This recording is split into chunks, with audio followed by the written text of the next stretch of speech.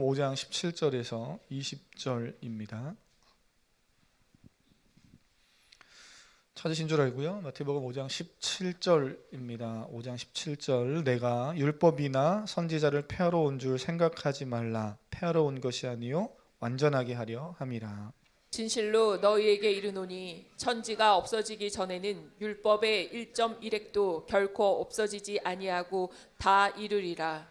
그러므로 누구든지 이 계명 중에 지극히 작은 것 하나라도 버리고 또 그같이 사람을 가르치는 자는 천국에서 지극히 작다 일컬음을 받을 것이요 누구든지 이를 행하며 가르치는 자는 천국에서 크다 일컬음을 받으리라. 내가 너희에게 이르노니 너희 의가 서기관과 바리새인보다 더 낫지 못하면 결코 천국에 들어가지 못하리라. 아멘. 우리 가슴에 손을 얹고 이렇게 한번 고백하겠습니다. 우리가 마태복음을 지금 2월 이제 시작하면서 1월 후반부와 또 2월 달 그리고 3월 4월 초반부까지 계속 보게 되고 또 1월에 봤던 민수기를 이어서 또 4월 중반부부터 또 이렇게 보게 됩니다. 왜 그렇게 보고 있는가? 우리가 보고 있는 매일 성경의 그 순서에 따라서 매일 새벽마다 보고 있는 매일 성경 묵상집의 순서에 따라서 그렇게 전 성도가 또 모든 세대가 동일한 말씀의 흐름을 가지고 보고 있습니다. 마태복음을 지금 보고 있고 오늘 우리가 읽은 본문이 5장 17절입니다. 5장은요 마태복음에서 5장 그리고 6장 그리고 7장은 우리가 너무나 잘 아는 산상수훈이라 부르는 그러한 부분입니다. 사실은 이 부분은 한 구절 한 구절 천천히 읽으면서 생각도 해보고 또 요즘 우리가 하는 묵상도 해보고 또 다양하게 적용도 해보면서 천천히 읽어야 될 본문입니다.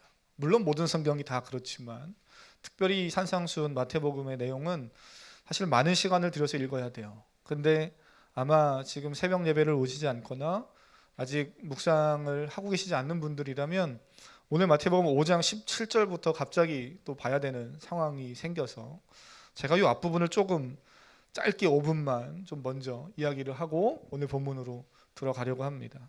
산상수훈은 마태복음 5장부터 시작이 되는데요. 한번 보시면 팔복으로부터 시작되지요. 그래서 심령이 가난한 자는 복이 있나니 잘 아시는 말씀이죠. 할렐루야. 모르신다 하면 제가 다시 팔복 자체를 다 설명해야 되는데 그럴 수는 없고요. 그냥 읽는 것만으로 은혜가 되지요. 심령이 가난한 자는 복이 있나니 천국이 그들의 것이며 애통하는 자는 복이 있나니 하면서 8가지 쭉 이야기합니다. 그 다음에 13절부터 오늘 우리가 말씀 읽은 17절 전까지 나오는 건 너희는 세상의 소금이고 빛이다 하는 그 내용이죠. 먼저 예수님이 마태복음 5장 1절에서 모여있는 많은 무리들을 향해서 이야기를 하고 계시지만 그 중에서 특별히 제자들을 향해 말씀하고 있는 것이 산상수훈입니다.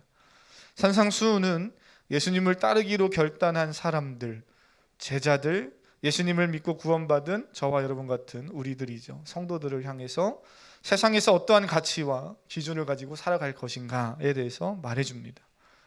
예수 그리스도를 따르기로 결단한 제자들은 세상 속에서 살지만 세상의 가치와 이념을 따라 살아가는 것이 아니라 하나님 나라의 가치와 기준에 더 가치를 두고 그거를 따라간다는 거예요. 그렇다고 세상을 무시하거나 세상의 법규나 세상의 규정 자체를 무시하고 무법지대로 살아가는 얘기는 아닙니다. 오해하시면 안 돼요. 그것보다 더 뛰어난 우리가 윤리도 잘 지키고 도덕도 잘 지키고 세상의 어떤 규정과 법도 잘 지키지만 그보다 더 우선해서 하나님 나라의 가치와 기준을 가지고 살아간다는 거예요. 그래서 팔복은 그런 의미에서 산상수훈의 중요한 시작점이 되죠. 팔복 이러면 8가지의 복을 이야기하는 것으로 착각하기 쉬운데요. 그보다는 하나님의 나라 백성이 가져야 할 기준, 가치, 어떠한 삶의 자세로 살아가야 되는가 하는 것을 이야기합니다. 그러면서 그 가치와 기준을 가지고 살아갈 때 진정한 복을 누릴 수 있다라고 이야기하면서 8가지를 이야기하는 것뿐이죠. 하나님 8가지 뿐이겠습니까? 우리가 누리는 복이. 그러나 그런 가치와 기준을 설명해 줍니다. 복이다 이렇게 말하니까 세상에서 말하는 복을 가장 먼저 떠올리게 되는데요. 사실 팔복에서 말하는 복은 세상의 복과는 좀 다를 수 있습니다. 어쩌면 너무 달라서 은혜로 읽다가 이 팔복은 내게 안 왔으면 좋겠다라고 생각이 될 수도 있죠. 보면 의를 위하여 10절에 박해를 받는 자는 복이 있나니 별로 원하지 않는 거잖아요. 그죠? 네. 그래서 팔복을 읽다 보면 어쩌면 나는 원치 않는데 이렇게 느껴질 수 있어요. 그런데 여기서 말하는 복은 하나님 나라를 소유하는 겁니다. 여러분이 하나님 나라의 가치를 가지고 산다는 건 하나님의 나라가 내 안에 임하고 내가 그 나라의 통치 안에 살아간다는 거죠. 비록 죄와 악이 가득하고 평안이 깨어진 세상입니다. 그렇지 않습니까? 세상을 보면 얼마나 많이 깨어지고 얼마나 많이 혼란과 혼돈 속에서 자연이 힘들어하고 그 안에서 인간도 힘들어하고 동물도 힘들어하고 다 힘들어해요. 하지만 하나님 나라의 통치 아래 살아가는 자로서 우리는 세상을 살아간다는 겁니다. 이것이 진정한 복이고 행복이지요. 생각해 보세요. 행복이라는 것은 가만히 생각해 보면 되게 주관적이에요. 제가 느끼는 행복의 기준과 어쩌면 성도님들 각자가 느끼는 행복의 기준이 다 다를 수밖에 없습니다. 누군가는 빵 하나를 먹고도 행복해할 수 있습니다. 누군가는 그 빵을 만드는 공장을 소유하고 있고 수많은 빵을 찍어내고 돈을 벌어도 행복을 느끼지 못하고 살아가는 사람도 있죠. 행복은요, 세상이 말하는 행복은 지극히 주관적이에요. 지극히 감정에 따라, 상황에 따라, 처한 환경이나 조건에 따라 변하는 것입니다. 그런데 하나님과의 관계가 회복되고 구원받은 성도들이 누리는 복은 그렇지 않죠.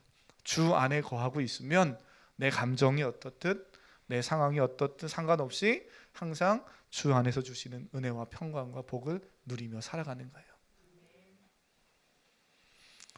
저는 축복하기를 원합니다. 사랑하는 성도님, 이 시대가 지금 어떠하든지요, 많은 청년들이 참 어려워하는 시대고 심지어는 10대 우리 주일학교 또는 중고등부 초등학교 아이들조차도 세상이 너무 힘들어 막 이럽니다. 세상이 너무 왜 하필 이런 시대에 태어났어 막 이럽니다. 이 세상 이 시대가 너무 힘들다고 말해요. 이 시대가 어떻든지 나의 감정과 환경이 어떠하든지 관계없이 예수 그리스도를 믿고 구원받은 사랑하는 성도님의 삶 안에 주님과의 온전한 사귐이 있고 충만한 기쁨이 가득하기를 축복합니다. 그런 자들을 오늘 13절, 16절로 가보면 세상의 소금이고 빛이다 이렇게 표현해요. 예수님은 제자들을 향해 너희는 이제부터 세상의 소금이 되고 빛이 되어야 한다 이렇게 말하지 않습니다. 더욱이 세상의 빛과 소금이 되기 위해서 더 의롭게 살아야 되고 더 선한 행동을 하면서 살아야 한다고도 말씀하지 않아요.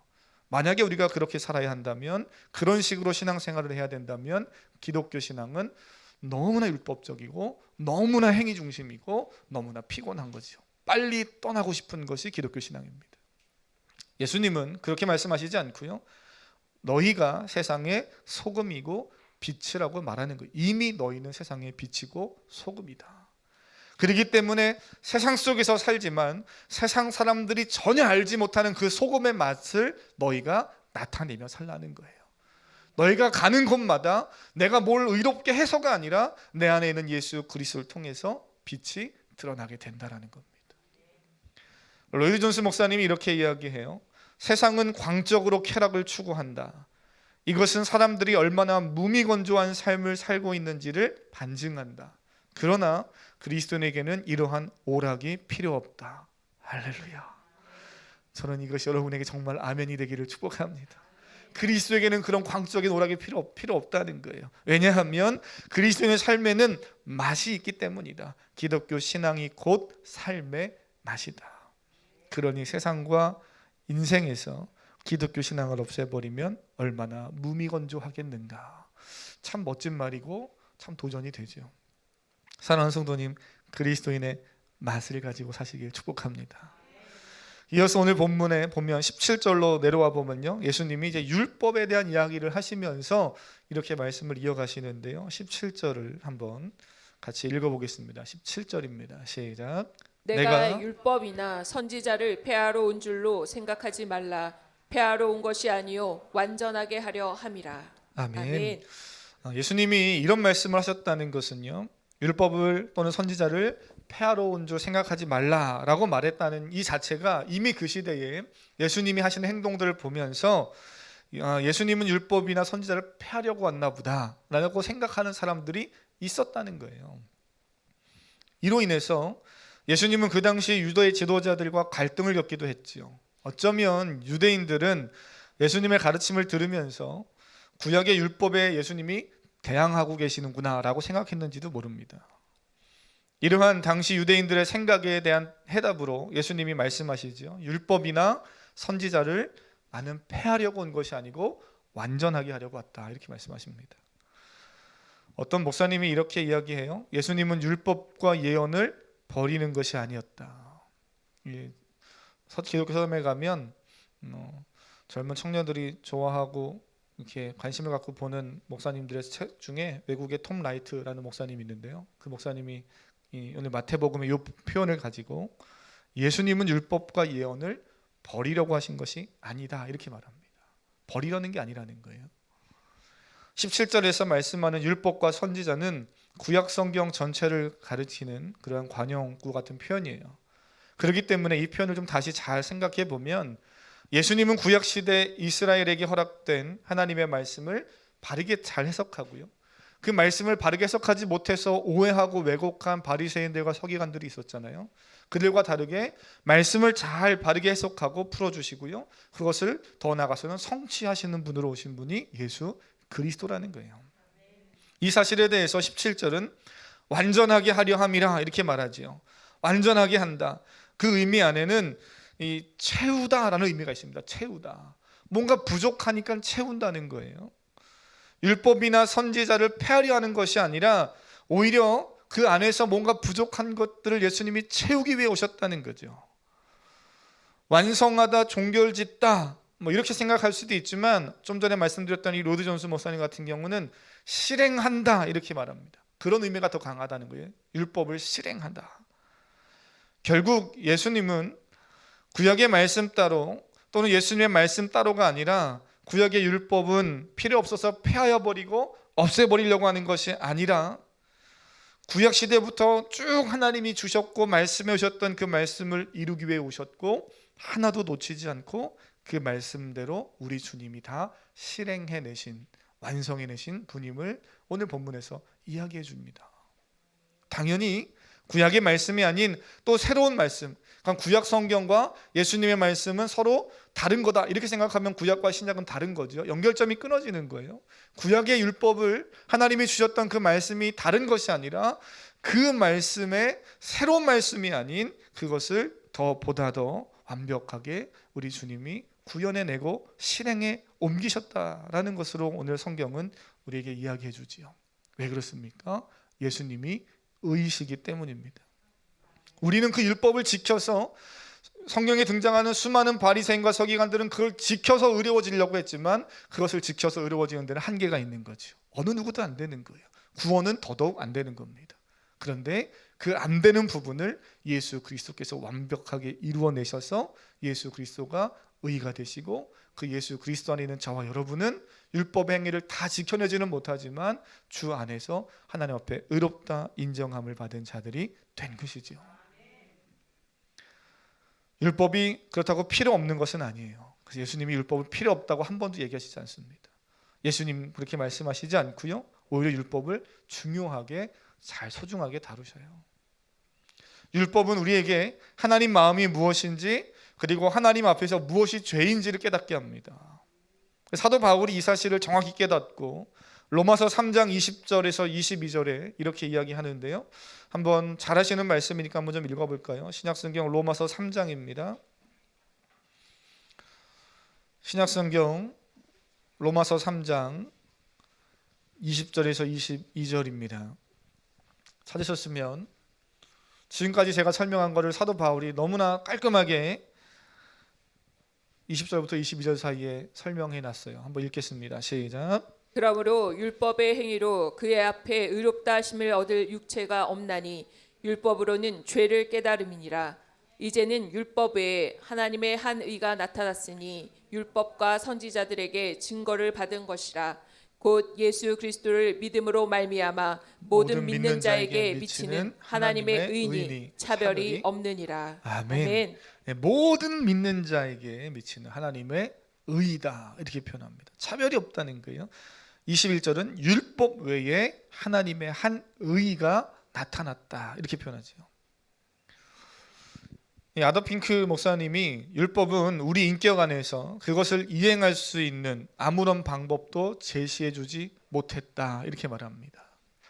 율법은 그렇다는 거예요. 그런데 복음은 우리로 하여금 믿는 자들을 위해 율법을 완전하게 하시는 믿는 자의 보증이 되신 예수 그리스도께로 향하게 하셨다 이렇게 말합니다.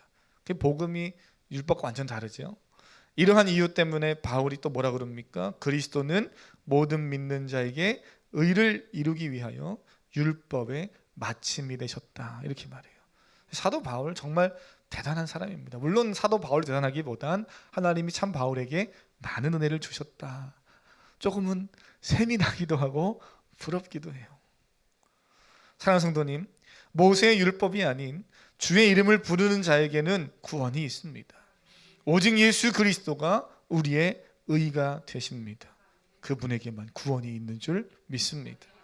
우리에게는 이 사실이 익숙하고 너무나 당연한 일이지요. 목사님 이렇게 결국에는 이 얘기 하시려고 그렇게 단순한 이야기를, 우리가 너무 잘 알고 있는 이야기를 이렇게 힘겹게 여러 목사님들의 이야기를 예를 들면서 복잡하게 얘기하십니까? 그럴지 모르겠지만 마태복음을 쓰여질 때 그 당시 시대의 유대인들과 유대 지도자들, 그들에게는 사실 예수님의 이런 말씀이 다 낯설었죠. 이런 개념이 없는 거예요. 이러한 믿음도 없었고, 오히려 그들은 구약의 율법, 모세, 엘리야와 같은 선지자들이 더 익숙하고 그들이 말하고 그들이 가르쳤던 것이 더 크게 와닿았던 시대를 살았던 사람입니다. 그러한 유대인들에게 예수님의 말씀은 충격적일 수밖에 없었고 심지어 도전적이었을 겁니다. 그러니 결국 십자가까지 내몰리는 거죠. 그래서 예수님은 18절에서 이렇게 말씀하십니다. 진실로 너에게 이르노니 천지가 없어지기 전에는 율법의 1.1획도 결코 없어지지 않고 다 이루리라. 우리가 보고 있는 한겨울 성경이 17절과 18절이 서로 이렇게 연결되어 있다는 느낌이 별로 없어요. 그러나 원래 성경 말씀 헬라어를 보면 이 17절과 18절 사이에 접속사 하나가 들어가 있습니다. 그 접속사는 왜냐하면 이런 접속사예요. 우리나라 번역하면요. 왜냐하면. 그러니 17절과 18절은 서로 연결되어 있는 거죠. 17절의 이야기를 쭉 아까 읽었습니다. 율법을 폐하려 온 것이 아니다. 왜냐하면 하면서 그거에 대한 이유를 18절에서 이야기해 놓은 거예요. 뭐라고요? 내가 그것을 다 이루리라 하는 겁니다. 구약의 율법은 하나님이 주신 것이죠. 불필요한 것이 아닙니다. 하나님이 주신 건데 어떻게 불필요한 것일 수 있어요? 좋은 거지요. 예수님 역시 그 율법을 하찮게 여기시지 않고 그 율법을 소중히 다뤄줄 것을 이야기합니다. 그러나 율법주의에 빠지고 율법에 빠져서 형식에 갇혀 있는 것은 하나님이 정확하게 다 제거해 내시는 거예요. 그 불완전함을 예수님이 채우시고 인간이 결코 이뤄내지 못하는 율법의 완성을 예수님 이루시고 하나님 앞에서 의가 되시고 우리가 그 예수 그리스도를 믿음으로 하나님의 의 안에 들어가기를 원하시는 거죠.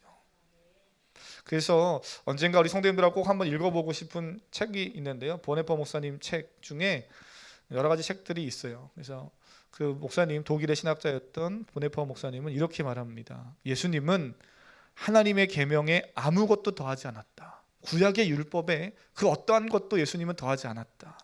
그 계명을 이행하시는 것을 더했을 뿐이다. 할렐루야. 그 율법을 지켜 행하시는 것을 했을 뿐이라는 거예요.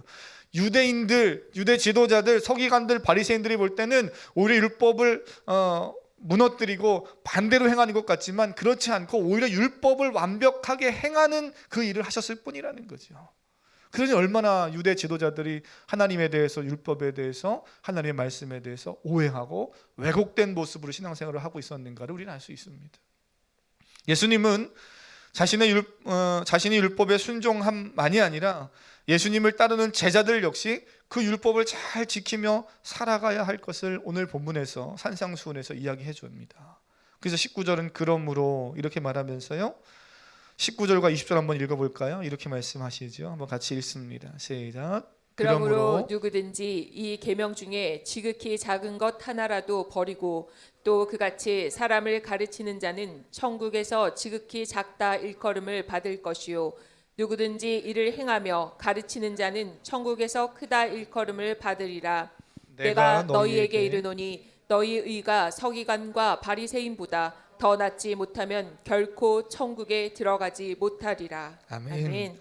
예수님은 율법의 작은 것 하나라도 소홀히 여기지 말라는 겁니다. 그러면서 누가 천국에서 큰 자고 누가 천국에서 작은 자인가 하는 말씀을 하시면서 사실은 핵심은 누가 크냐 작냐가 아니라 결국 20절에 뭐라 그럽니까? 누가 천국에 들어가냐는 거예요. 그러면서 20절을 보면 서기관과 바리새인보다 더 낫지 못하면 너희의 의가, 너희의 행함이, 너희의 신앙의 어떠한 그 모습이 그들보다 더 낫지 못하면, 더 높지 못하면 그러면 천국에 들어가지 못하리라. 이 말이요 상당히 우리를 혼란스럽게 합니다. 그래서 한 가지 궁금증이 생겨요. 우리가 흔히 예수님 이후에 은혜의 시대를 살고 있다고 말하잖아요. 이 말은 예수님이 오시기 전에 구약의 율법을 살았던 이스라엘 백성들과 달리 우리는 이제 그 율법의 완성이 되시고 율법을 다 이루시고 의가 되신 그 예수님을 믿고 하나님의 자녀도 되고 천국도 가고 천국 백성이 된 줄 우리는 믿습니다. 여기 흔들림이 없잖아요. 그래서 율법이 아닌 은혜로 산다고 말해요. 사랑하는 성도님, 율법을 따라 율법에 갇혀 살지 않고 은혜 안에 자유롭게 사시기를 축복합니다.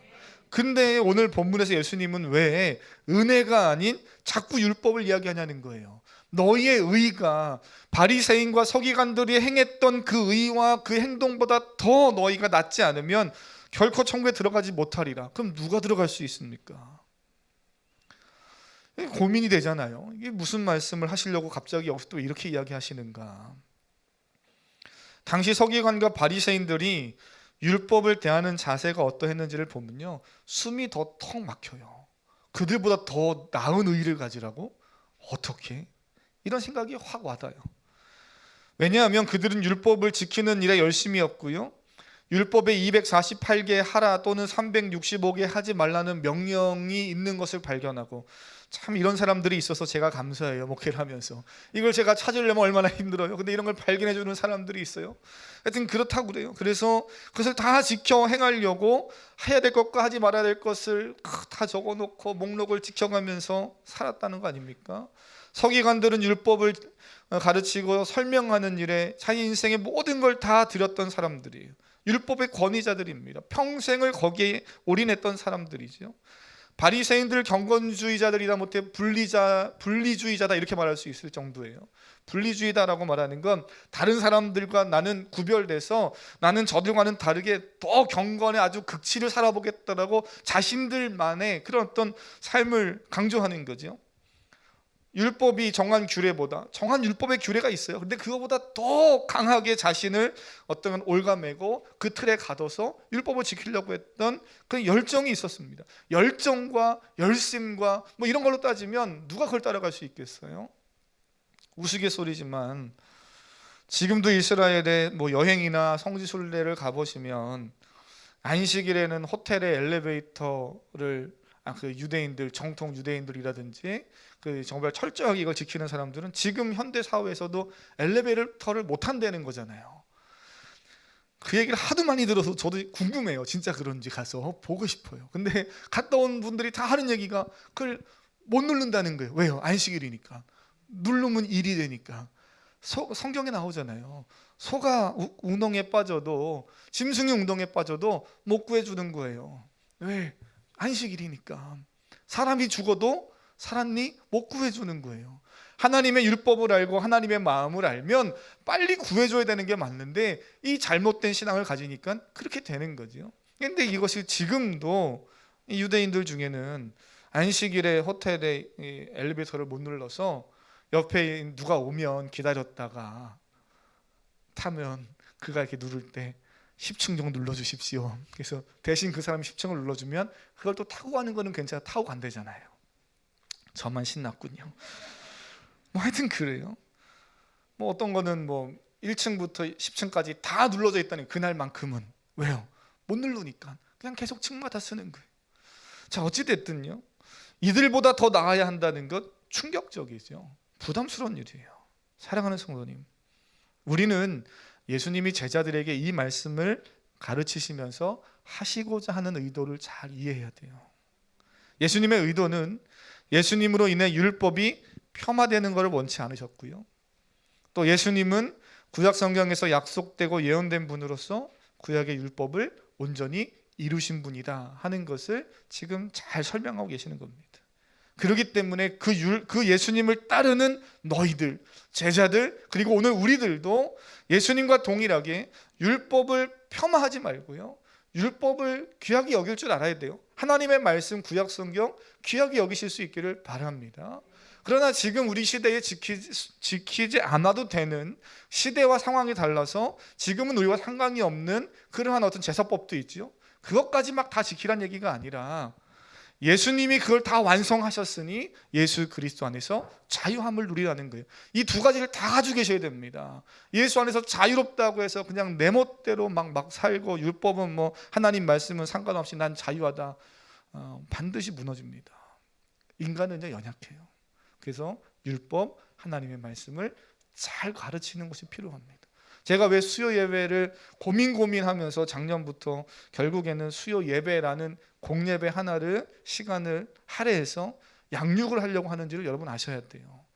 수요 예배, 금요 예배 열심히 오시는 분들이 나오셔요. 그러나 그러지 못하시는 분들이라도 한두 명이라도 더 양육을 하고 말씀을 잘 알아서 신앙생활을 더 잘 해가길 원하는 그런 마음이 제 안에 있는 거죠. 아, 목사님 예배 하나 뺐다, 예배 하나 없었다, 편안하다, 이렇게 생각하시면 안 되고요.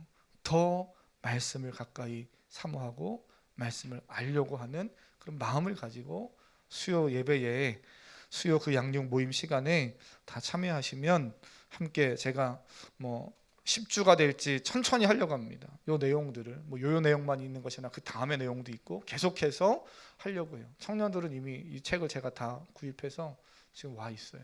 그래서 하려고 합니다. 사랑하는 성도님, 올 한 해는 어찌됐든 내가 내 영혼이 살아야 되겠다. 주 안에서 온전한 사귐이 있고 충만한 기쁨을 누려야 되겠다. 할렐루야. 오늘 올 한 해는 편하기는 글렀어요. 주 안에 일을 하려고 하지 마시고요, 주 안에 온전히 거하려고 하십시오. 하나님이 뭘 하든지 설령 그게 어떤 봉사와 선교와 일이 됐다 할지라도 지치지 않고 감당할 수 있는 힘을 주실 줄로 믿습니다. 그런데 그렇지 못하고 이스라엘 백성들 중에서, 특별히 유대인들 중에서 또 지도자들, 서기관들, 바리새인들은 율법을 대하는 태도가 지극히 형식적이고 편파적이고 자기중심적이었다는 거예요. 예수님이 그들에게 요구하시는 것은 진정성입니다. 정말 율법을 진심으로 하나님의 마음을 가지고 바른 동기를 가지고 따라가고 있느냐 하는 거예요. 이것은 하나님의 은혜를 깨달은 자에게 나타나는 반응이죠. 하나님의 은혜를 받고 깨달은 자는 하나님의 말씀, 율법을 사랑할 수밖에 없습니다. 하나님을 사랑하니 그 하나님의 말씀을 사랑할 수밖에 없는 거죠. 그와 달리 자기 만족을 위해 율법을 지키는 행위, 그러한 자기 만족의 종교의 틀을 만들어서 그 틀 안에 자기 자신도 가두고 다른 누군가도 가두어서 그렇게 하지 않으면 저 믿음 없는 사람 천국 가긴 다 글렀어, 평가하는 잣대로 사용하는 것, 하나님과는 전혀 상관이 없죠. 하나님의 말씀을 가지고 해도, 하나님의 말씀을 인용해서 해도 하나님과는 전혀, 하나님의 마음과는 상관이 없는 거예요. 그래서 오늘 우리는 믿음으로 예수 그리스도를 영접하고 하나님으로부터 의롭다 인정함을 받은 자들임을 기억하면서 내게 주어진 삶에서 하나님의 말씀을 사랑하고 잘 지켜가고, 그러나 거기에 얽매이는 것이 아니라 그 안에서 하나님의 마음과 하나님의 뜻을 잘 이해하고 깨달아서 주 안에서 자유한 참된 기쁨을 누리는 삶을 살아가는 우리 사랑하는 성도님들이 다 될 수 있기를 주님의 이름으로 축복합니다. 오늘 말씀을 듣고 그래, 자유하니 율법은 필요 없다 이러시면 안 돼요. 하나님 말씀을 잘 따라가시길 축복합니다. 그래서 찬양을 좀 제가 하려고, 성도님과 함께 하려고 찬양을 고르다가 이 찬양을 좀 한번 같이 고백하려고 합니다. 평소 많이 불렀던 찬양인데요, 오늘 말씀 기억하면서 하나님 이 세상을 살아가는 동안에 하나님의 말씀을 우리가 다 지키길 원하지만 그 율법의 의의를 하나님, 나는 다 지킬 수 없습니다. 그래서 때로는 갈등도 하고 고민도 합니다. 하나님 힘이 없습니다. 하나님 도와주십시오. 예수 그리스도 안에 내가 온전히 거하겠습니다. 그래서 좀 그런 마음을 가지고 우리 이 찬양을 좀 고백하기를 원합니다. 우리 자녀들은 어려서부터 하나님 말씀을 잘 알아가고요, 청년들은 혼란한 시대에 말씀의 기준이 되어서 인생을 하나님 기뻐하시는 삶으로, 세상의 선한 빛과 소금의 그 역할들을 감당하는 삶으로 살게 될 줄 믿습니다. 우리 부모님 세대들 그렇게 내가 도전하고 내가 살아가겠다 결단하시고 그렇게 기도하시는 우리 성도님들이 다 될 수 있기를 바랍니다. 함께 찬양하겠습니다. 이 세상을 살아가는 동안에, 이 세상을 살아가는 동안에 나의 힘을 의지할 수 없으니, 나의 힘을 의지할 수 없으니 기도하고 낙심하지 말 것은 주께서 참 소망이 되심이. 하나님의 꿈이 나의 비전이 되고, 예수님의 성품이 나의 인격이 되고, 성령님의 권능이 나의 능력이 되길 원하고 바라고 기도. 주의 길을 걸어가는 동안에, 주의 길을 걸어가는, 세상의 것 의지할 수 없으니, 세상의 것 의지할 수 감사하고 낙심하지 말 것은 주께서 참 기쁨이 되심. 아멘. 하나님의 꿈이 나의 비전이 되고, 예수님의 성품이 나의 인격이 되고, 성령님의 권능이 나의 능력이 되길 원하고 바라고. 우리 2절 한 번 더 할까요? 주의 길을 걸어가는 동안에, 주의 길을 걸어가는 동안에 세상의 것 의지할 수 없으니,